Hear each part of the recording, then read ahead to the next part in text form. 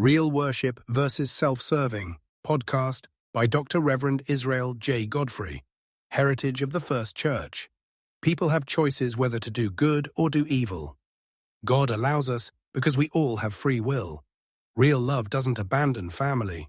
Those troglodytes in my family will have their day before the Lord. I never stabbed any of them in the back. They think the God they worship is who they want him to be. That's not the real Jesus. That's serving self over others. Isaiah spoke about what real worship looks like. Christ's ministry mirrored it too. It's a shame that people will choose their own will over God's. There's no fruit of the Spirit in that. People-pleasing versus doing what's right. One of my enemies is getting up in age. He's going to have a rude awakening when he closes his eyes forever to this life. They all know now what I really suffer from, but do you think they ever apologized or even offered the olive branch like I did? Of course not. Their pride blinds them.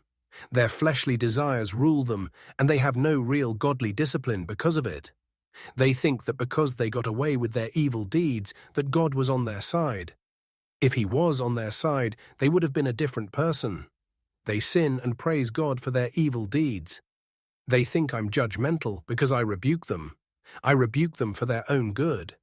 There's a point where even that is a waste of breath. I don't blame them fully for it either. I blame their pastors for going along with their wickedness just so they can fill their pews and their coffers. Birds of a feather flock together, as the old adage goes. It's certainly true in their case. They caused my father to turn his back on me. They justified it for him. Then they were nowhere to be found when he was dying alone in the hospital with no family around him. I can't rightfully say my father is in a better place. There's a real good chance that he isn't. That wasn't my doing. It was theirs. I loved my dad, but when someone is more interested in their sin, they turn away the righteous, and that's when bad outcomes occur. Sin doesn't just separate you from God, it destroys entire families too. People-pleasing isn't witnessing either. It's looking over their sins without so much as a frown. That does no one any good in the long run. It's a death sentence is what it is, and not just for the one sinning either. I'm glad the Lord stood by me in my trials.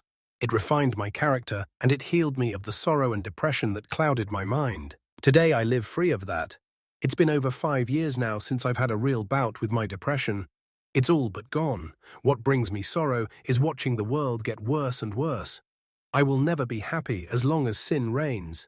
I won't rest until this nation turns back to God in word and deed.